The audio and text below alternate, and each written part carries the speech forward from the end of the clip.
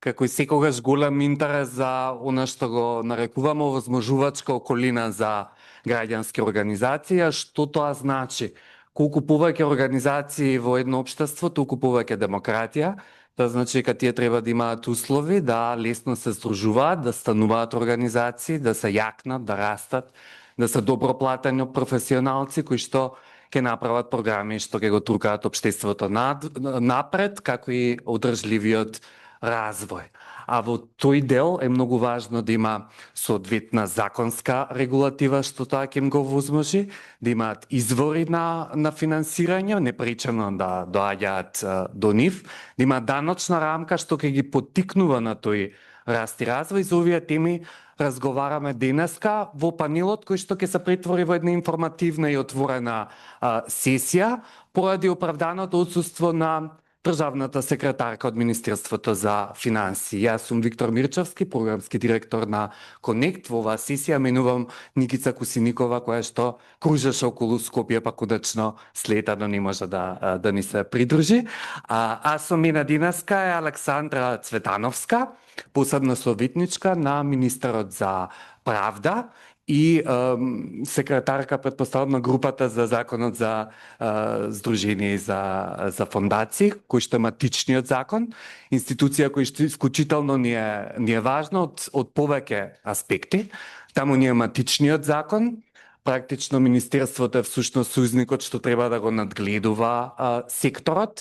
Меѓу другото и многу организации што се занимаваат со бесплатна правна помош чекаат и на тој закон. Законот за донации и спонзорство, иако по својата материја е даночен закон, сепак ингеренцијата е кај Министерството за правда, така што имам убава соговорничка денеска да ги отвориме темите, да се информираме и да се вклучиме повеќе и надвор од постоечките работни групи, така што ќе ве замолам слободно, прекинувајте не, поставувајте прашања, давајте ваши предунеси кои што се од исклучително значење, чекајќи овие закони да се донесат. Инаку оваа тема е многу значајна за граѓанските организации, тоа го покажува и Цивика Мобилитас. Во темата развој на граѓанско општество, додека досега се доделени 43 грантови, Цивика Мобилитас инвестирала голема сума од 82.644.118 денари од даночните обврзници на Швајцарија, кои што ни овозможуваат да работиме на овие теми, да ги следиме овие рамки и трендови. На почетокот, Александра, добро ни дојде и би сакал како едно почетно прашање еден осврт на соработката на Министерството со граѓанскиот сектор. Како што споменав, во многу аспекти имате допирни точки, ти самата како професионалка потекнуваш од граѓанскиот сектор и одлично што имаме човек што ги познава спецификите кои што не секогаш се разбираат од страна на институциите, а и затоа постојат и ваквите форуми. Ти благодарам многу, Виктор, и благодарам и до организаторите за поканата за денешниот настан и организацијата на денешниот панел, кој што навистина сметам дека е многу важен. Да, спомна дека доаѓам од граѓанскиот сектор и сметам дека навистина овие аспекти кои што денеска ќе ги говориме и дека секогаш треба да се слушне гласот на граѓанското општество, затоа што без тоа немаме никаква демократија и немаме на принципот на владење на правото. Како дел од кабинетот на министерот за правда, можам да укажам дека сме отворени за соработка и ова не е декларативна некоја изјава која што е само на хартија или која што изјава која што само ја изјавуваме во делот на тоа колку ги вклучуваме, тоа во пракса се спроведува во целост од аспект на тоа што во сите работни групи ние како министерство изготвуваме односно законите кои што ги работиме во моментот и во сите работни групи се вклучени граѓанските организации. Одиме од аспект на тоа дека ги препознаваме и неформалните групи и мрежи и ги покануваме да земат учество во законите кои што ги работиме. Сега тука ќе бидам јасна дека тоа присуство не е само во решение каде што ги ставаме граѓанските организации, тоа присуство е навистина суштинско, каде што секогаш го слушаме гласот на граѓанските организации од аспектите, односно во зависност од нивната експертиза и каде што може да дадат придонес во однос на подготовката на предлог за законите кои што ги работиме. Ме сакала само да се надоврзам на тоа. Јас сум претседателка на работната група за законот за здружение и фондации. Закон кој што навистина е клучен за овој сектор и закон кој што го работиме со должно внимание.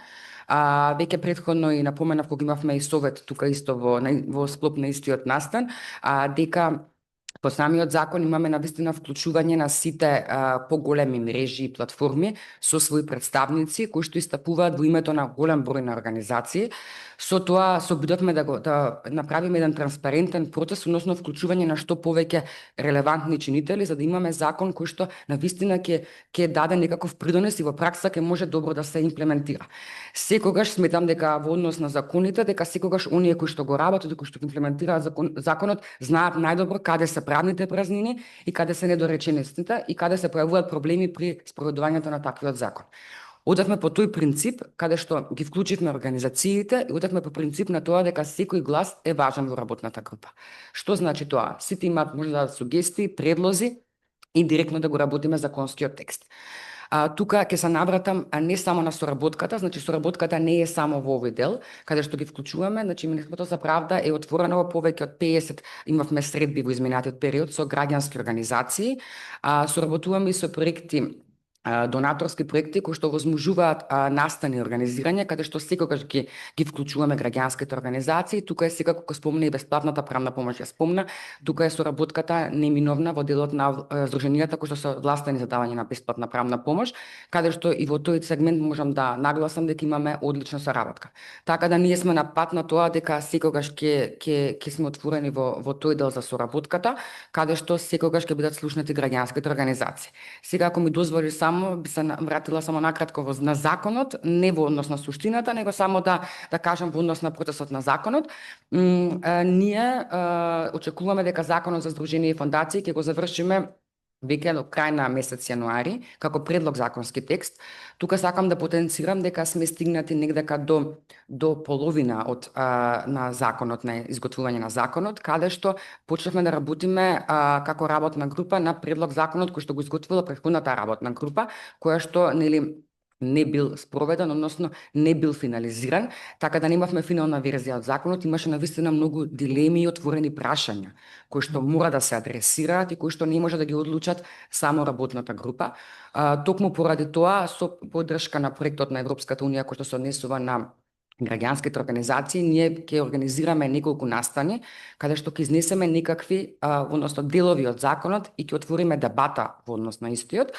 Идејата ни е дека додека е 30 дена на ЕНЕР, Законот за здружение и фондации, дека ќе организираме и јавни дебати по однос на истиот закон, каде што ќе имаат простор сите граѓански организации да дадат придонес, не само на ЕНЕР, туку ќе можат и да присуствуваат на самиот настан, затоа што повторно можеби ќе се повторам, но навистина не ни е идејата да направиме закон за затворени врати, работна група и институции да предложиме нешто што нема да биде справедливо во пракса и нешто што може да јави проблеми во иднина.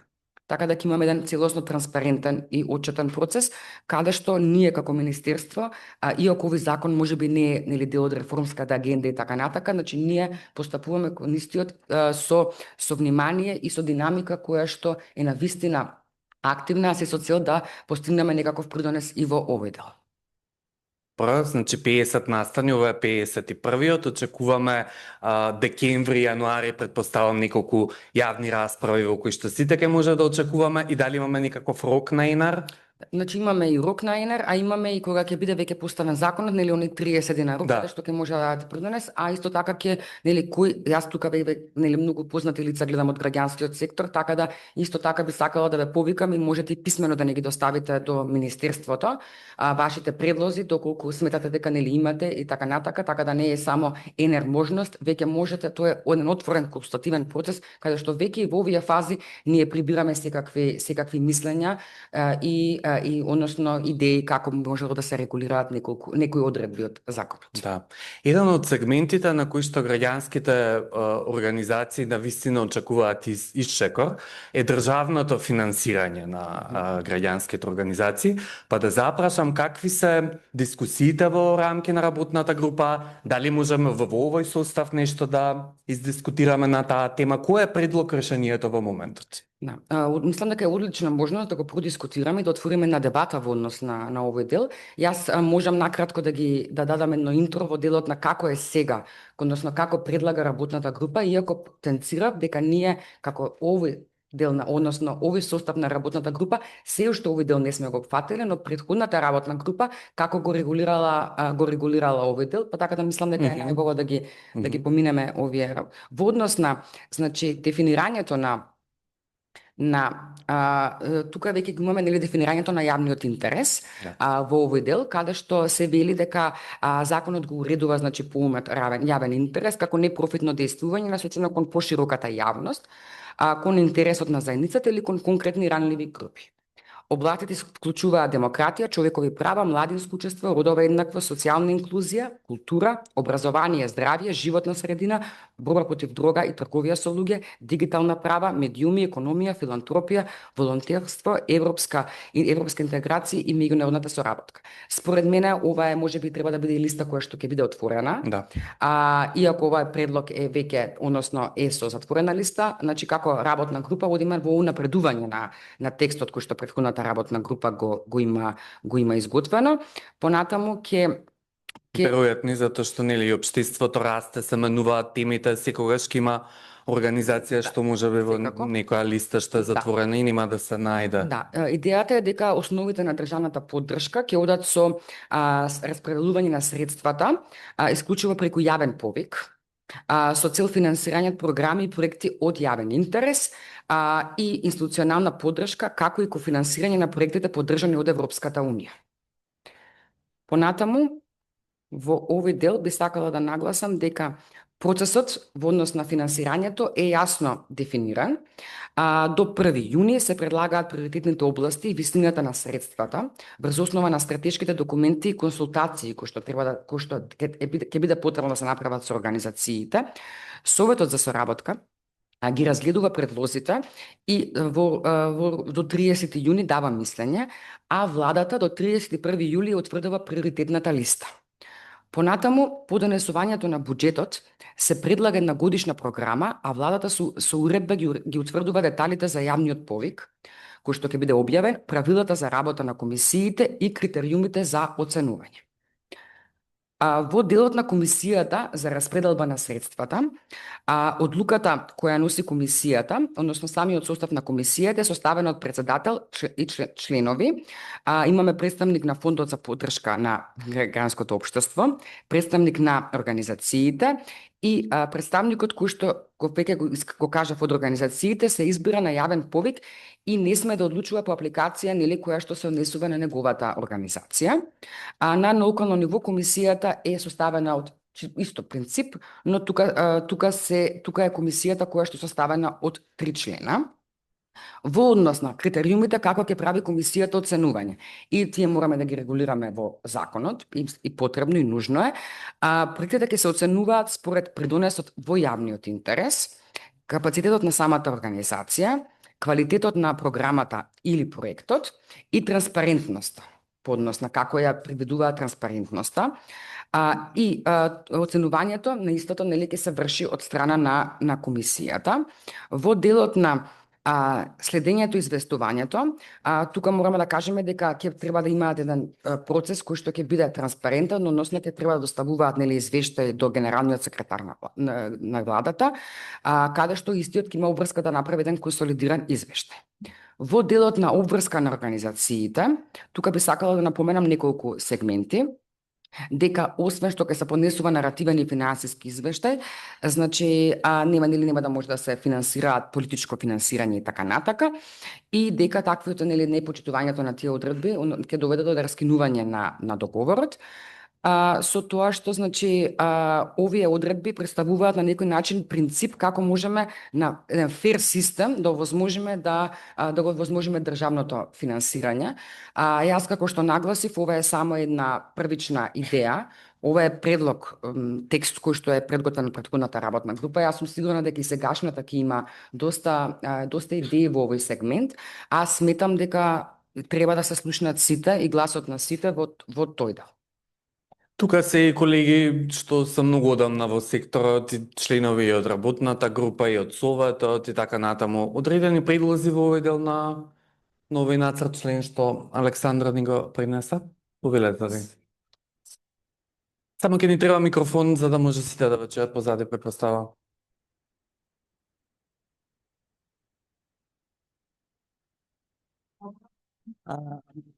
Добар ден, Драгица од невладиното здружение Еко дрво декор.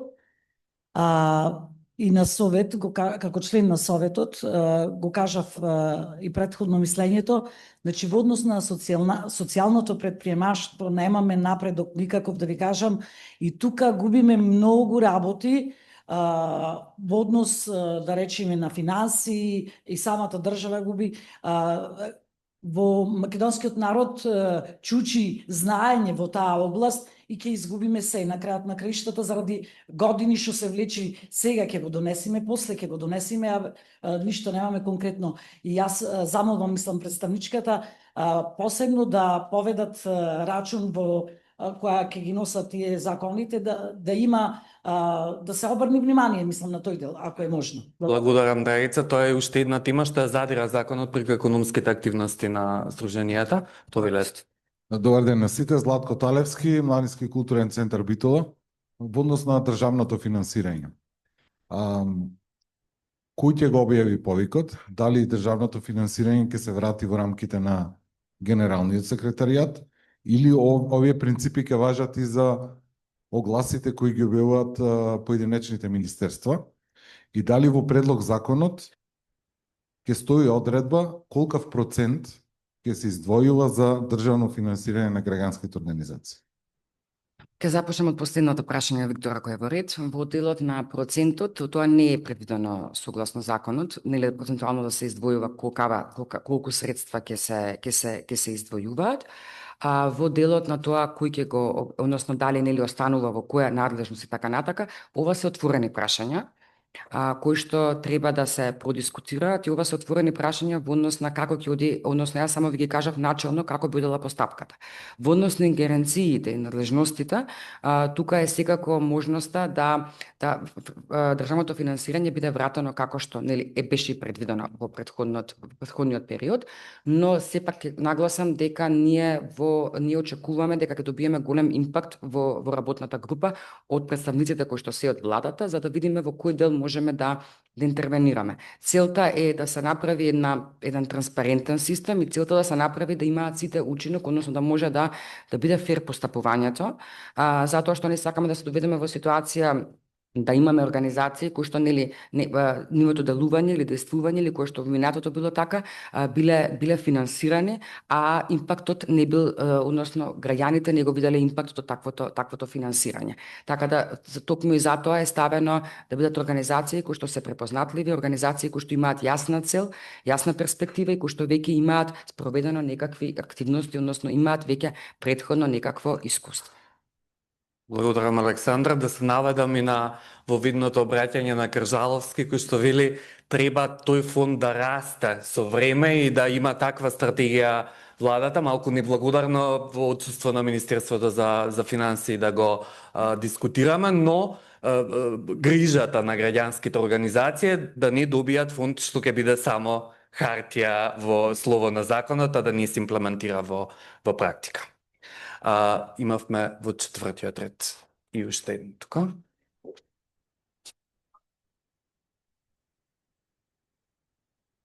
Здраво, јас сум Емилија Геровска од Пролокал. Мило ми е што дискусијата ја пренесовме од седницата на Советот за соработка меѓу владата и граѓанското општество, каде што впрочем исто сум член. И можеме вака подетално, дури и по-технички да поразговараме, затоа што на крајот од денот тоа е основниот закон по кој што функционираме, работиме и верувајте нема организација која што не е засегната, независно дали истата е застапена во некоја мрежа или не, и оттаму е и, да кажам, интензитетот на желбата за учество во креирањето на законот. Бидејќи и ние како организација сме членки на една мрежа, последната верзија која што ја добивме, а е нели последна верзија од работната група, во делот на државно финансирање нема некои конкретни, да кажам, насоки, еве објаснивте зошто како.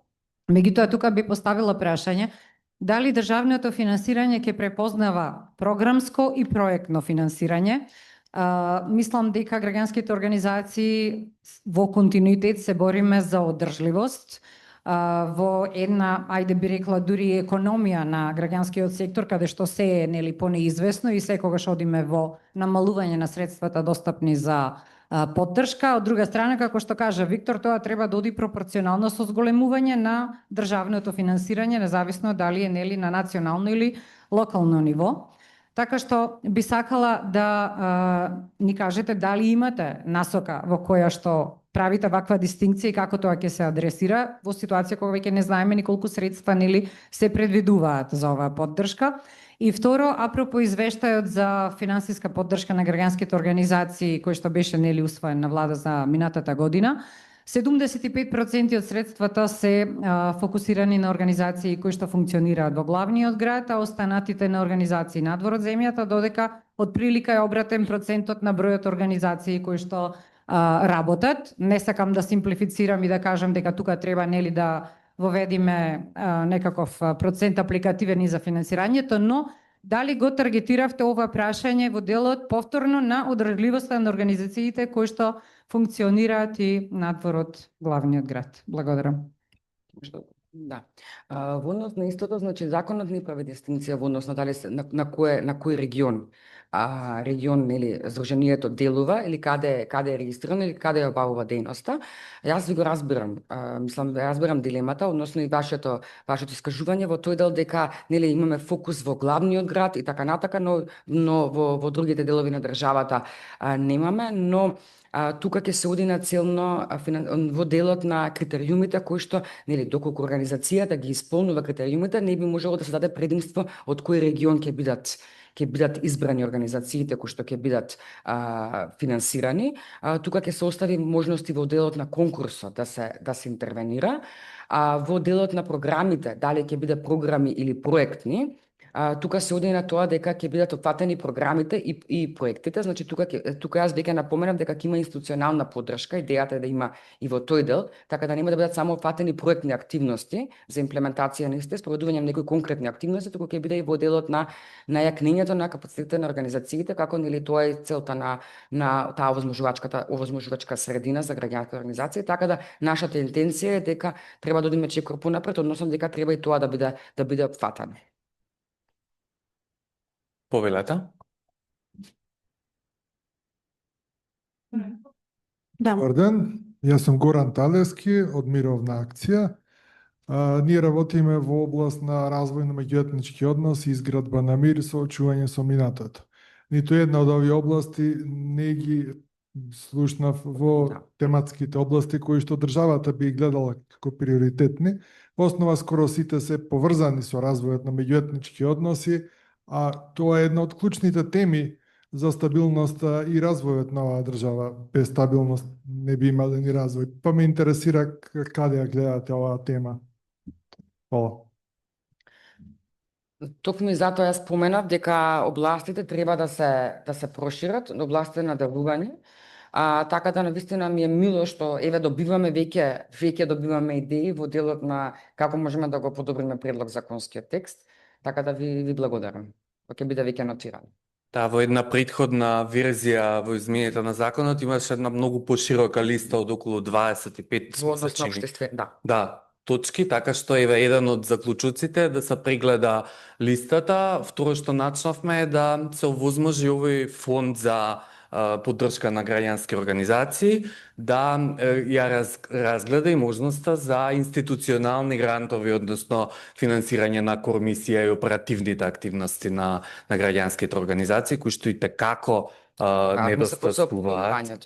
Да, и такако недостасуваат, а и во контекст на повлекување на големи донатори се апсолутно нешто што има, како да кажам, голема суштина да владата овозможи на таков начин. Тоа е финансирањето на европските проекти кои што е ставено. Да, и добро е што фондот заземал поширока слика од оние претходни предлози каде што беше исклучиво за кофинансирање и врзано реално со добивање на европски проект. Па на овој начин ќе можат и помали организации надвор од Скопје да аплицираат, да им се даде еднаква можност. Жана таму ме гледа со прашалници, дали тоа ќе биде така, дали е таква замислата. Замислата е, јас како што кажав, значи замислата е отворена. Замислата е дека треба да дадеме простор да бидат вклучени сите.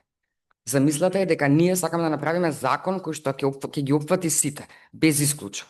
Така да тоа е веќе интенцијата на нас како Министерство за правда. Да, значи замислата е отворена, да, Чекаме затоа предлози. повеќе предлози Ова е не е на активни на како јас и активни. Виктор разговараме, а јас ве замолувам да ни дадете предлози да Предлози. подобриме закон. Одлично, Така да- веројатно и Зоран, претходно Зоран крена рака, член на Советот.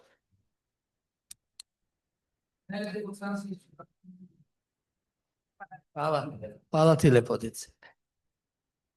Александра, така, може да се обратам слободно. Зборувавме све во ред и замислата е да се направат нови програми, замислата е да се направат нови искушенија. Меѓутоа, јас доаѓам од Брисел, на последна седница разговарале дека за Вест Балкан и Македонија е тука уклучена.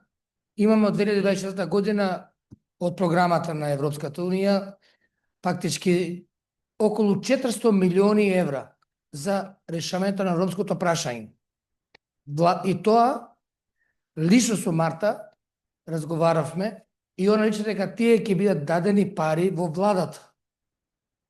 Се од 2024 година навака, до денеска немаме никакви информации што и како владата добива пари за решавање на ромското прашање во било кои области, а воедно ние зборуваме за нешто што бараме од владата поддршка, за да се во граѓанските организации се имплементират, а ние сами да имплементираме било какви програми кои што нас не затегнат. Прашањето ми е, дали се запознаели со оваа програма, дали знаете колку пари доаѓаат во Република Македонија од страна на Европската комисија по програмата за Вест Балкан, за проширување, за све што знаете како иде, и дали имаме некој фидбек од таа страна и знаеме кои се корисниците за тоа, дали државата самата си има свој план на кого што како ќе дава, или па има некоја програма која што веќе ќе биде ставена и во овој закон што го благодарам. Зоран, јас се надевам дека нема план државата на кој како ќе дава, треба да имаме еднаква можност и да си аплицираме. Да, мислам дека имаш и таков механизам во членот. Да, јас доаѓам од Министерството за правда и тука сум денеска да одборувам во делот на Законот за здруженија и фондации. Така да навистина овие информации не би сакала да давам некакви паушални информации за кои што не ми се потврдени, така да не би можела да ви одговорам на прашањето во тој дел затоа што немам конкретни информации во овој дел. А во делот на членот имаше аспекти на транспарентност, отчетност, организациите што ќе добиваат средства од овој фонд ќе треба и да дадат посебен извештај до Генералниот секретаријат. Повелете? Да, добар ден и од мене, Христина Здравецка, Здружение Станица 5 од Прилеп. Спомнавте дека сакате да бидат вклучени сите подеднакво, меѓутоа за да бидат сите вклучени подеднакво треба институциите да ги доближиме до граѓаните, особено и од оние здруженија кои што не циркулираат околу градот Скопје. Прашањето ми е дали во овој закон некако ќе бидат вклучени подрачните одделенија на Министерството за правда, со цел да се олесни пристапот на овие здруженија преку аплицирање преку истите, како и доставување на потребна документација и слично. Прашање во ми е зошто? Град Прилеп брои околу 65.000 жители.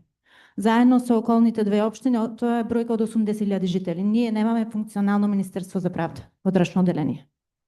Така да, дали постои нешто, некои ингеренции во таа насока, мислам дека би било добро да се работи на ова прашање. Фала. Ова е во смисла на консултациите на законот, на кој начин ќе обезбедиме дисперзирано низ... Да, аплицирање преку истото, доставување на потребна документација и слично. Тоа значи ќе се биде регулирано ние не навлегуваме во законот во делот на тие технички спецификации во однос на каде ќе бидат поднесувани документите и така натака. Но тука секогаш што е варијантата во делот на подрачните одделенија кои што може да се бидат искористени од страна на Министерството за правда. Ако ме прашувате Кристина, во тој дел, ако дали ќе бидат, односно дали ќе може да се потребна документација да се доставува, тоа пак ќе кажам дека ќе биде опфатено. А во делот на консултации, значи идејата е дека јавните дебати нема да бидат организирани само во Скопје за законот, туку ќе бидат организирани во неколку региони во државата, така да во тој дел ако се однесува прашањето, во делот на функционалноста спомнавте за подрачното оделение за бесплатна правна помош, ние сме свесни како министерство во однос на функционалноста на подрачните оделенија, така да навистина работиме во тој дел да биде веќе во соработка со Советот на Европа, работиме во тој дел да добиеме и анализа да како можеме да го решиме проблемот во делот на подрачните оделенија, затоа што тука веќе наблагаме во тој дел на пристапот до правда и како можеме да го регулираме тој дел во делот на нефункционалноста на некакви подрачни оделенија. Добро. Дали има уште некој на тема фонд, уште два соговорника и тука ќе заокружиме овој дел од темата. Мето. Здраво на сите, Методи Зајков, Transparency International Македонија. Во областите не ги чув борба против корупција и владење на правото. Во која фаза може да ги предложиме ние, кога ќе биде на ЕНЕР или таа листа трпи измени? Значи јас кажав, значи кога сакате може да ги доставите. Сакате на ЕНЕР дека траат 30 дена, сакате се учества на дебатите, да ги приложите вашите забелешки, сакате да ни се обратите како министерство, еве јас мојот мејл ќе го споделам тука, значи сакате директно да се обратите, па јас ќе ги споделам нормално со работната група да ги разгледа, така да во било која фаза ние сме отворени. Фала. Уште една потврда дека е потребна проширена листа, повелете. Добар ден на сите и од мене, јас сум Томислав Гајтановски, доаѓам од коалиција сега. Имам две кратки прашања околу државното финансирање, што се однесуваат на кофинансирањето и на селекцијата на проекти. Значи првото прашање се однесува, нели досега имавме на практика на кофинансирање на проекти подржани од Европска унија, посебно од прекогранична соработка, кој што се реализира во Министерство за локална самоуправа. Дали се очекува проширување на тој процес на кофинансирање на други програми, во која мера ќе биде тоа проширување, дали само ќе остане на Министерство за локална самоуправа или ќе оди во други сектори министерството така? Тоа е првото прашање. Второто прашање, споменавте за комисијата за избор, односно селекција на проекти во рамки на државното финансирање. Која ќе биде промената во однос на претходниот процес? Дали ќе има одредени стандарди и критериуми за номинација, односно избор на членови на комисијата, за да обезбедиме процес кој што првично е транспарентен, квалитетен и врз основа на соодветни критериуми за оценка на одредени аспекти или сите аспекти од апликацијата. Благодарам. Јас само да појаснам во делот на кофинансирањето, што сметате вие дека е соодветен начин, затоа што моментално членот ни е отворен, го слушнавме, може да преповториме, ама каков тип на финансирање сметате дека соодветствува на вашата организација? Задоволни ли бевте од претходниот модел во кој што сте, ако добро сватив, сте користеле?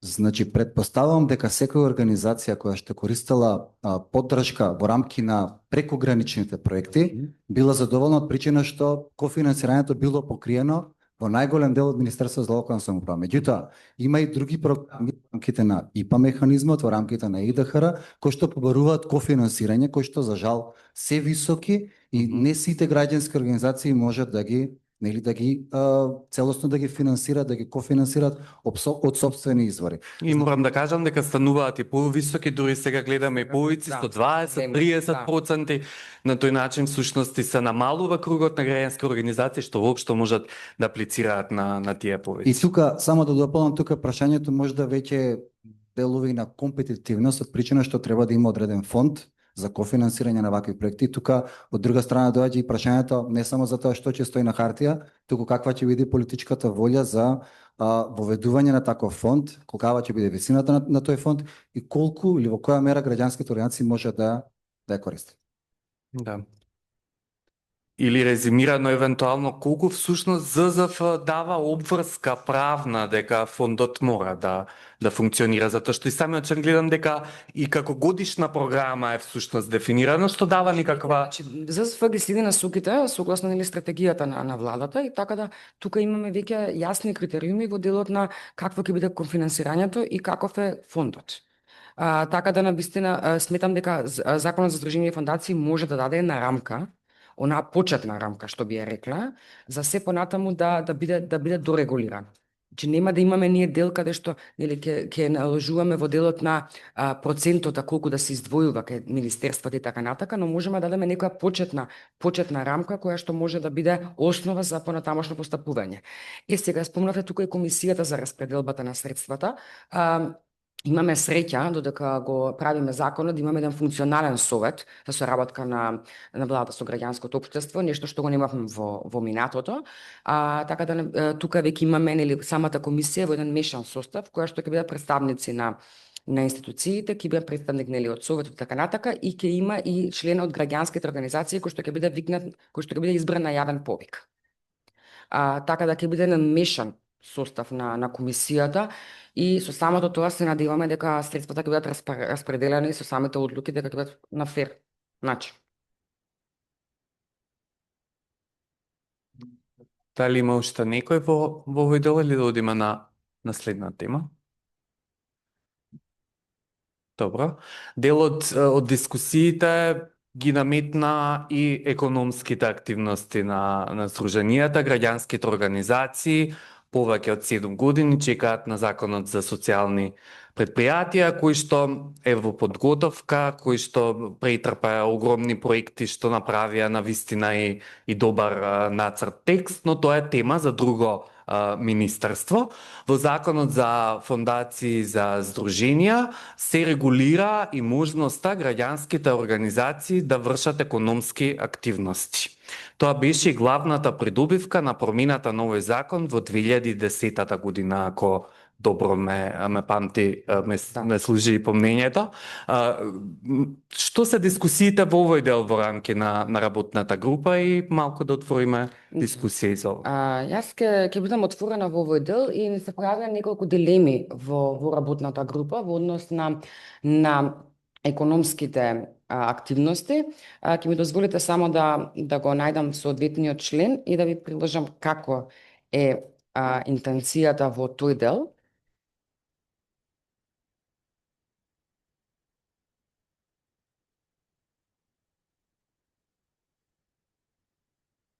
Најнапред би сакала да ако дозволиш Виктор, да потенцирам дека се јавија додека ги разбивавме овие дилеми кои што ни се јавија, со поддршката на проектот на Европската Унија ќе организираме една јавна дебата во овој дел за економските активности, затоа што се појави дилемата во однос на хонорарите, односно исплатата дали самите здруженија во однос на економските активности кои што ќе ги преземаат, како на пример вршење на некаква обука, публикација, тренинзи и така натака, дали тие средства ќе може да ги користат во однос на самото функционирање на организацијата, односно во делот на исплатата на плати и на некој начин за нормалното функционирање на организацијата.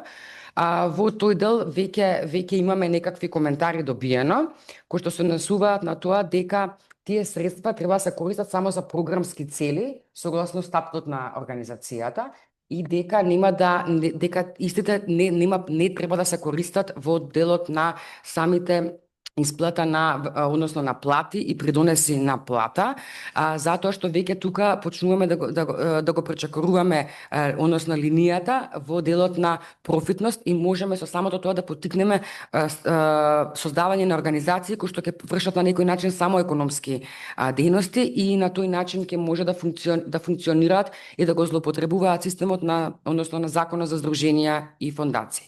Така да во овој дел имаме отворена една дискусија. Момент само.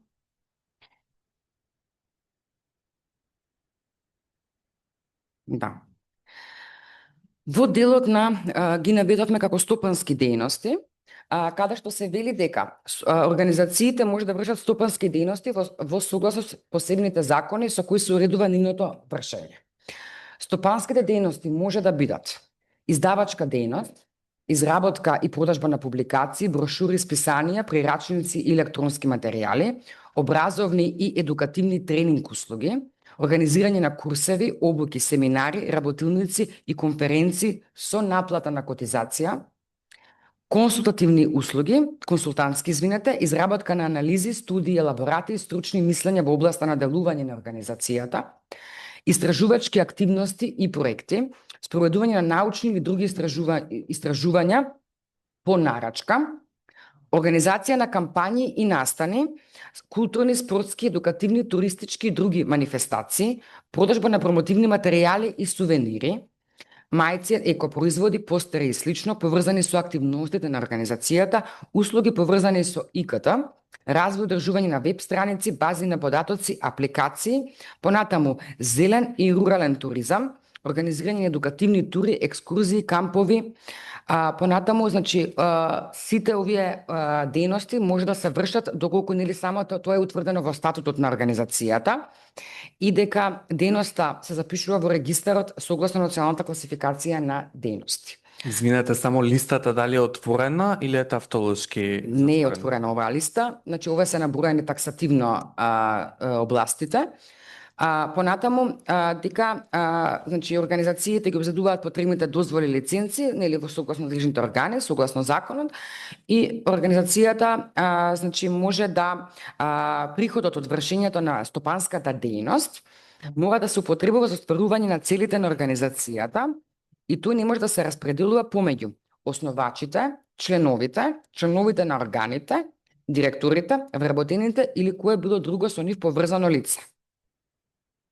Тука ни се јавува дилема во тој дел каде што во делот на ограничувањето на ваквата одредба, каде што сметаме дека би требало да биде ставено дека ограничувањето на овој став да не се однесува на плати и придонеси на плати согласно Законот за работни односи на вработените лица во организацијата. Зошто го предлагаме ова вака? Затоа што не можеме да очекуваме дека ќе имаме одржливост на граѓанските организации ако вие организирате некој настан на кој што вие нели имате ангажирано лица кои што се вработени во вашата организација, а вие средствата од тој настан не може да ги искористите во однос на да ги платите тие луѓе, односно да им исплатите месечната плата и така натака. Така да ова го оставаме како отворено прашање за размислување и дискусија дали оваа листа нели е доволно ги опфаќа сите дејности, понатаму дали со ова одредба ќе поттикнеме организациите, односно злоупотреба на ваквиот систем, каде што ќе се јавуваат организации кои што ќе вршат исклучиво стопанска дејност и на тој начин ќе функционираат.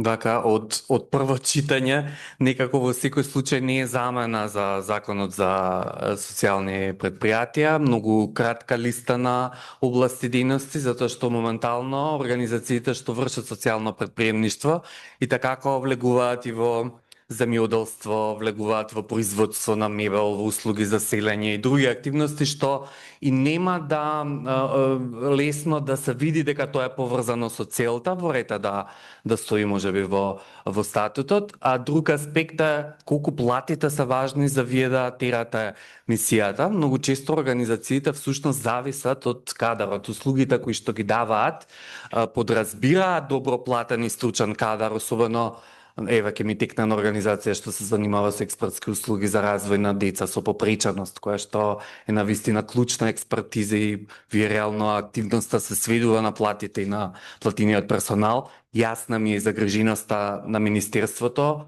што во случај на злоупотреба, што ако на тој начин всушност се распределува она што е приход од економската активност, а не се прави активност од поширок јавен интерес, но тој е предмет веројатно на проверки. И тоа е предмет и на надзор на законот.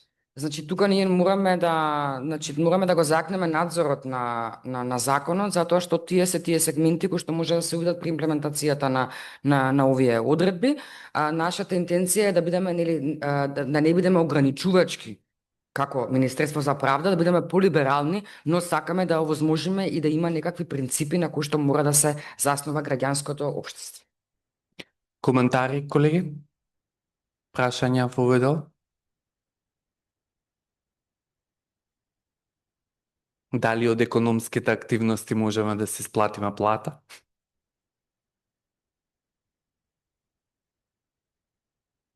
Веројатно дилема за размислување, гледам нешто што треба дополнително да се дебатира. Во секој случај, делот одржливоста на организациите во поглед на плати во моментот е важна и јас знам и примери кои што влегуваат во економски активности токму за да го задржат кадарот и можноста да продолжат со мисијата. Да. Така што добро е да има и посебен настан на оваа тема, комплексен член што треба да се разгледа. Неформалното здружување е многу важно пред да станете вистинска организација. Голем дел од мрежите во Северна Македонија на граѓански организации се неформални форми на здружување. Моменталниот закон ги наведува, но не им дава правен легитимитет да можат да отворат сметка или да влезат во правен промет. Какви се тука дискусиите во рамки на работната група? Значи, во законот се предвидоа неформалните мрежи и платформи, затоа што ги има, функционираат, се здружуваат на неформален начин, истиот можеби немаат правен субјективитет, но делуваат, действуваат. Согласно насоките и на меѓународното право и компаративните искуства, факт е дека сметаме дека треба да бидат препознаени во законот како неформални мрежи, а со самото тоа ќе имаат и некаква одговорност. Доколку ние ги имаме неформалните мрежи, а немаме никака буквално не се опфатени, таквото нивно делување и действување, доколку се противречи со некои законски одредби, не може да се сноси одговорноста, тие се здружени во некакви групи и платформи.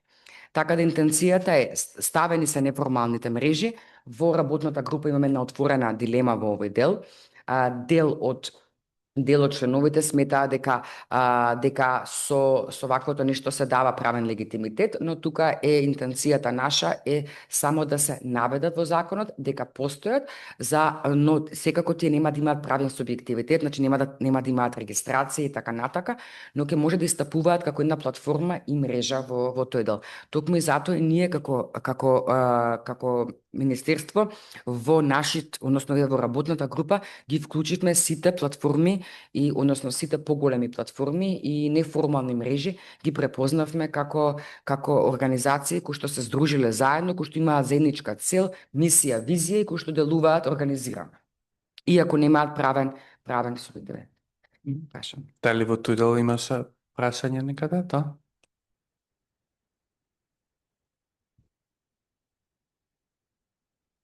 Бидејќи споменавте платформи, граѓанските организации учествуваат и се здружуваат и во платформи и со друг тип на форми на здружување, независно дали се тоа локални власти, министерства и така натака. Дали законот препознава само платформи кои што се неформални и представуваат здружување само на граѓански организации или има некакво дообјаснување што за законот е платформа? Значи, законот предвидува само на граѓански организации, како мрежи, платформи и така натака, значи зависи како е, самиот дали е група, како пример имаме, група, мрежа, платформа и така натака, така да само исклучиво со граѓанските организации кои што се здружени на неформален начин. Но можеме да го земеме во предвид па да видиме во кој сегмент. Вашата, извинете сега малце тука можеби како дискусија, но вашиот сегмент е дека ќе треба и другите субјекти да бидат вклучени како платформи и мрежи.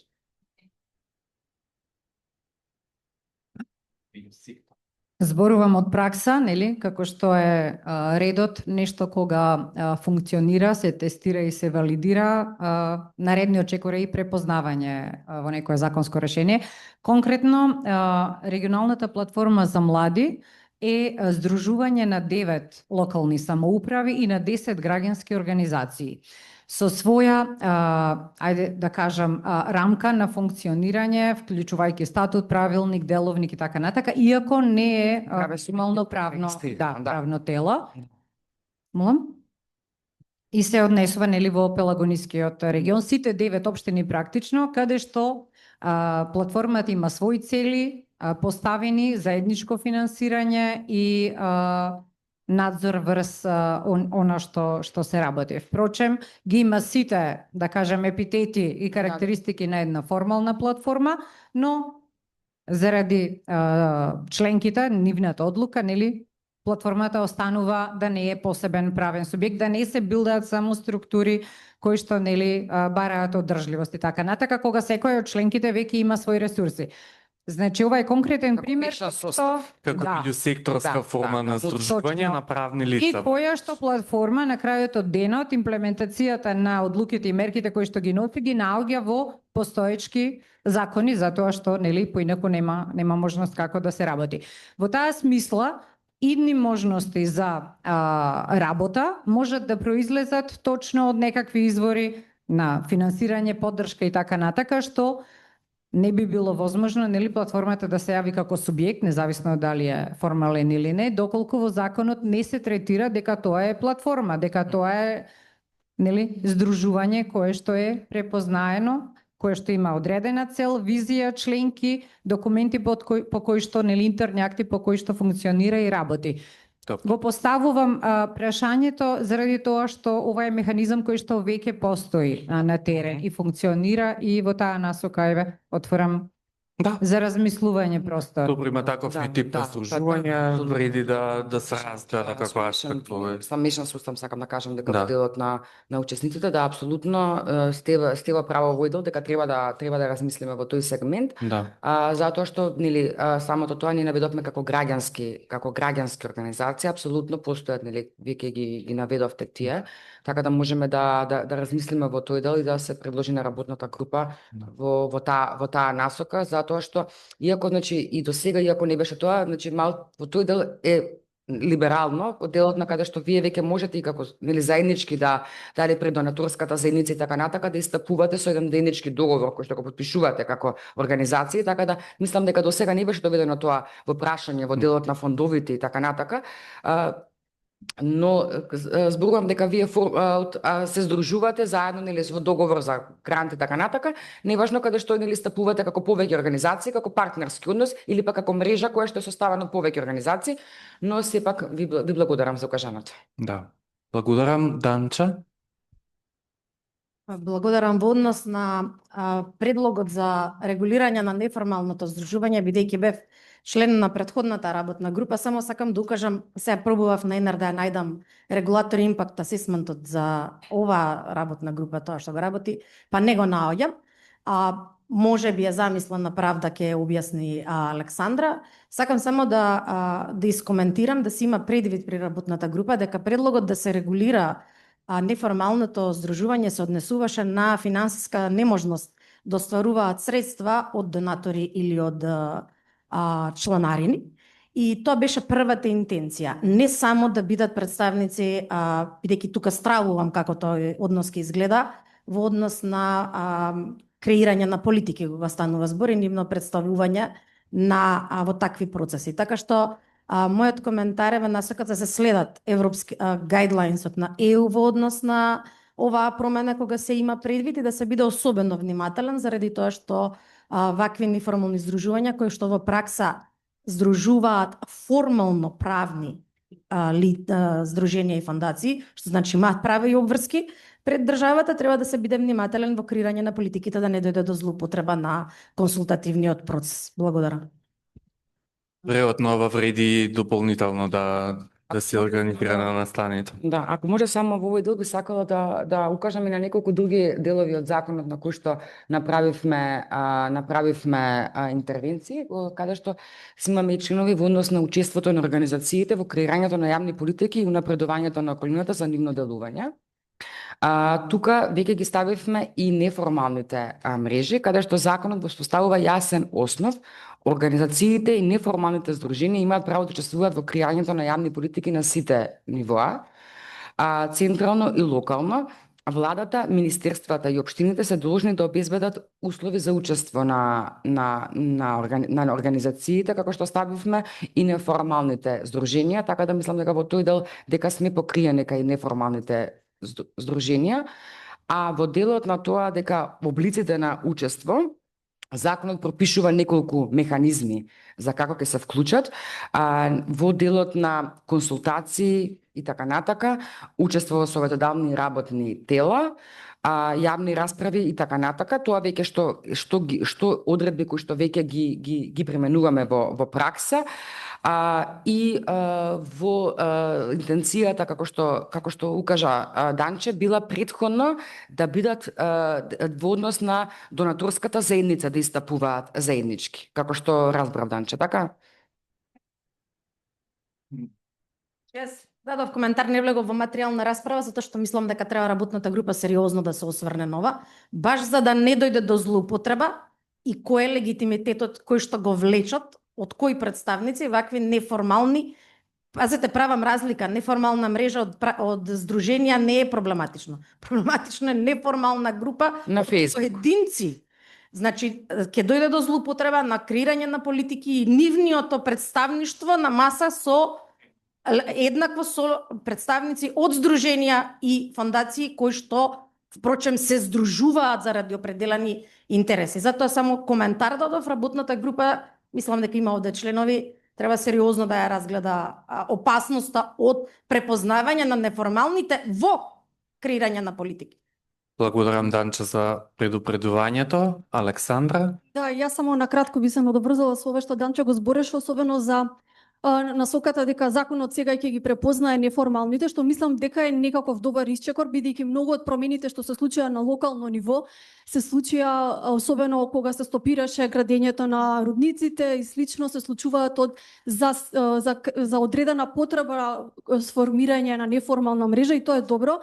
Меѓутоа, кога ние се регистрираме како здружение и тоа правно оди по сите прописи, влегуваме во регистарот на здружени граѓани, можеме лесно да видиме кои сме, што сме. Сега со препознавањето на овие неформалните треба да внимаваме кој ќе води сметка, каде ќе бидат внесени слично, бидејќи имаме тенденција на неформални групи кои што добиваат пари преку индивидуалци и слично со назадни тенденции, особено во родовите прашања и културните војни што сега се случуваат. Затоа мислам дека може да донесе многу голем раздор или од друга страна може да биде поттик за здружување, граѓаните да се здружуваат тогаш кога има потреба, кратка потреба да се реши одреден проблем и после тоа нели секој си продолжува по своје, така да работната група сметам дека ова прашање треба особено да го земе во предвид.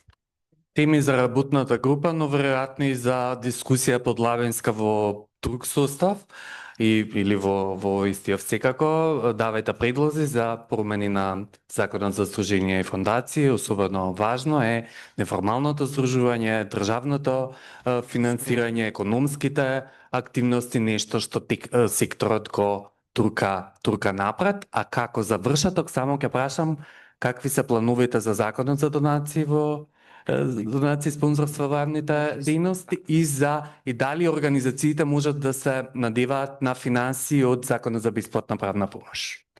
Значи, прво ќе одговорам за прашањето во делот на каков е планот со Законот за спонзорства и донации. И тоа е во Министерството за правда, иако голем дел од тоа е поврзан со Министерството за финансии. И интенцијата е дека ќе започне и тој закон, да веќе сме во фаза на анализа на неколку мерки кои што треба да се спроведат, па да започне и таа работна група. Чекавме нели во однос на овој закон, но паралелно ќе започне да се работи Законот за спонзорства и донации. И Чинам дека второто прашање беше во делот на бесплатна правна помош. Да, значи еднашка во делот на бесплатната правна помош, согласно членот 11 од Законот за бесплатна правна помош, биле дадени средства на граѓанските организации кои што се овластени односно за давање на претходна правна помош, така да интенцијата дека се надеваме дека во 2026 година ќе можеме да обезбедиме вакви средства, иако Министерството навремено се ги подмирува обврските кои што се однесуваат согласно Законот за бесплатна правна помош. Тука зборуваме за оној повик кој што се објавува, на кој што може да се пријават организациите.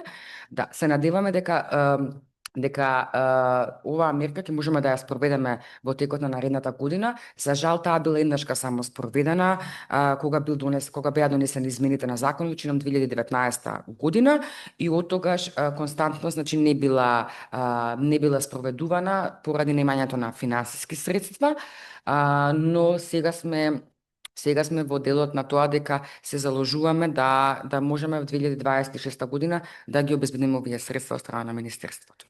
Александра, ти благодарам за овој час на отвореност. Може би те уморевме малку, но многу прашања, многу закони, очекуваме добри промени во 2026-та, да се променат доста закони што ни се од големо значење. Очекуваме отворен, консултативен процес, соработка и решенија што ќе бидат добри за сите. Ви благодарам на внимание.